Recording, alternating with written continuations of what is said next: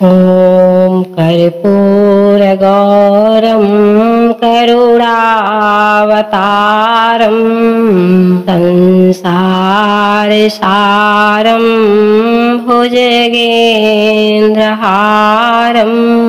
सदा वसन्तं हृदयारविन्दे भवानीं सहितं नमामि भवानीं सहितं नमामि आशतुष्टतु मयवधरन्दानि आरति हरहु दीनजन जानी मंगल भमनाय मंगलहारी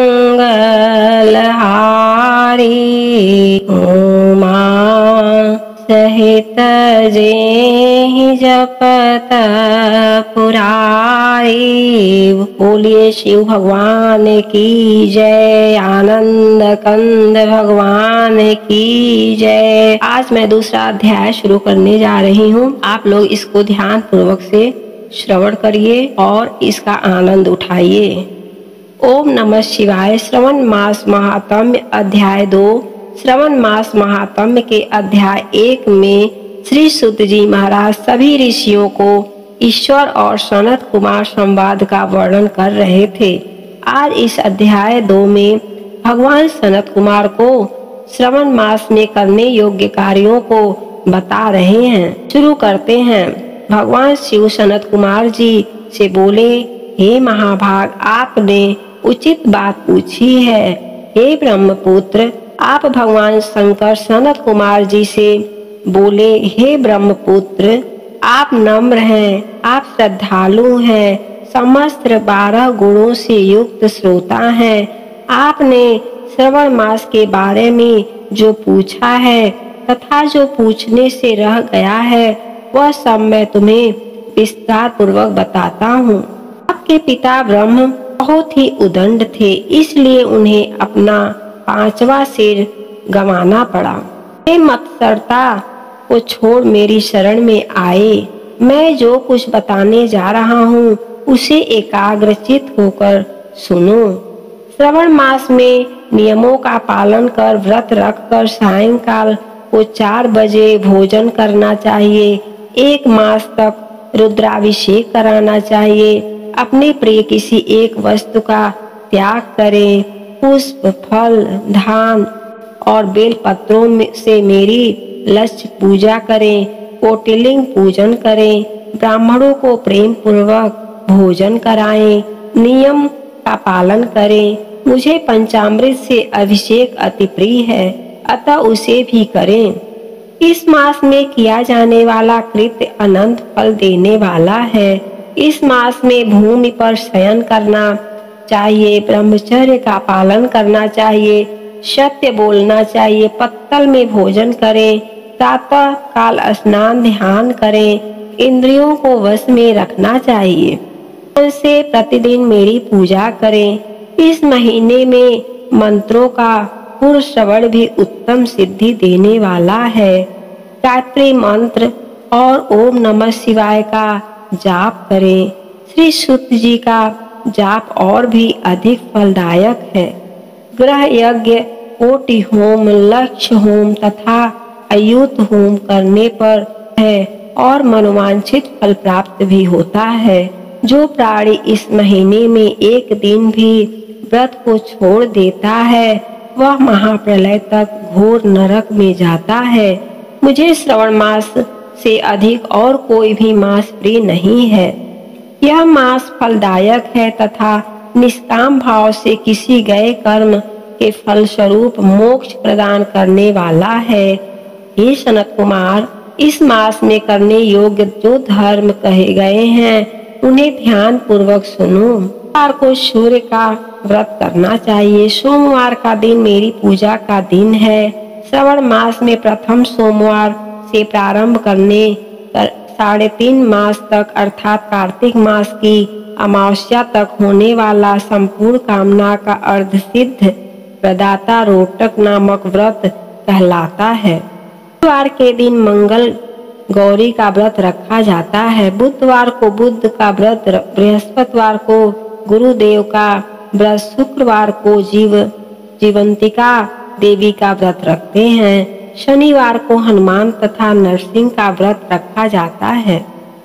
श्रवण शुक्ल पंचमी को नाग पूजन का व्रत रखा जाता है। श्रवण शुक्ल षष्ठी के दिन सुपोदन व्रत रखा जाता है। श्रवण शुक्ल सप्तमी को शीतला देवी का व्रत रखा जाता है। अष्टमी और चतुर्दशी तिथि में देवी का पवित्रारोपण करना चाहिए। श्रवण मास की कृष्ण तथा शुक्ल पक्ष की नवमी को नक्त व्रत का विधान है। शुक्ल पक्ष दशमी को आशा नामक व्रत किया जाता है। कोई कोई मनुष्य श्रवण मास की दोनों पक्षों शुक्ल और कृष्ण की एकादशी को आशा व्रत रखते हैं। शुक्ल पक्ष की द्वादशी को भगवान विष्णु का पवित्रारोपण करना कहा गया है। इस विधि तिथि को भगवान हरि का श्रीधर नाम से अर्चन उत्तम गति प्रदान कराता है। श्रवण शुक्ल पक्ष पूर्णिमा को उत्सर्जन, उपाकर्म, सभादीप, रक्षाबंधन, श्रवणी कर्म, सर्प बलि तथा हयग्रीव जयंती मनाई जाती है। हयग्रीव नामक भगवान विष्णु का अवतार माना गया है। उपरोक्त सातों व्रत श्रवण शुक्ल पूर्णिमा को मनाए जाते हैं। श्रवण कृष्ण चतुर्थी को संकट चतुर्थी, जिसे ओम भाषा में संकट चौथ कहते हैं, तथा कृष्ण पक्ष की पंचमी को मानव कल्पादि व्रत रखा जाता है। श्रवण कृष्ण अष्टमी को भगवान श्री कृष्ण ने श्री कृष्ण नाम के 16 कलाओं से युक्त अवतार लिया था। उस दिन व्रत तथा महोत्सव मनाया जाता है।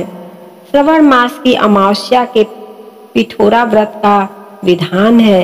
इस दिन कुशोत्पादन करके और वृषभों का पूजा करें। श्रवण शुक्ल पक्ष की प्रथमा से लेकर समस्त तिथियों के अलग अलग देवी देवता हैं।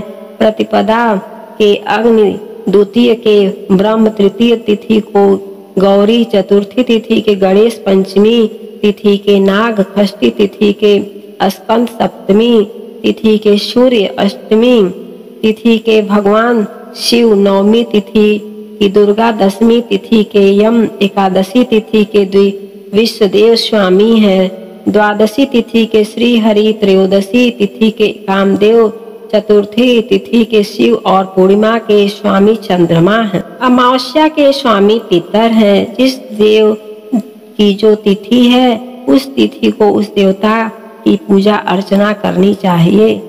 इस श्रवण मास में प्रायः अगस्त नक्षत्र का उदय होता है। सिंह राशि पर सूर्य के संक्रमण के दिन से 12:40 बीत जाने पर अगस्त नक्षत्र का उदय होता है। अगस्त ऋषि को 7 दिन पहले से ही अर्घ देना शुरू कर दें। 12 महीनों में सूर्य भगवान अलग अलग नाम से प्रज्वलित होते हैं। श्रवण मास में गर्भास्थ नाम से प्रज्वलित होते हैं। इसलिए श्रवण मास में भक्ति पूर्वक सूर्य देव का पूजन करना चाहिए। श्रवण मास में शाग का त्याग करना चाहिए। भाद्रपद मास में दही, अश्विनी मास में दूध और कार्तिक मास में दाल का त्याग करना चाहिए। यदि कोई भक्त यह संपूर्ण विधान करने में असमर्थ हो तो उसे सभी मनोवांछित फलों की प्राप्ति होती है। हे मुनि श्रेष्ठ, इस श्रवण मास में मनाए जाने वाले व्रत और धर्मों का सविस्तार रूप से वर्णन करना कई 100 वर्षों में भी पूरा नहीं हो सकता। भक्तजन मेरे या श्री हरि के प्रीत्यर्थ संपूर्ण व्रत करें। मेरे और श्री हरि में कोई भेद नहीं है। मेरे भक्त श्री हरि को प्रिय हैं और श्री हरि के भक्त मुझे प्रिय हैं। जो प्राणी इसमें भेदभाव की कल्पना करता है वे नरकगामी में जाते हैं। सनत कुमार, आप श्रवण मास में धर्म पालन करें। इस प्रकार श्री स्कंद पुराण के अंतर्गत ईश्वर सनत कुमार संवाद में श्रवण मास महात्म्य में श्रवण मास का धर्म पालन नामक दूसरा अध्याय पूर्ण हुआ। बोलिए शिव भगवान की जय।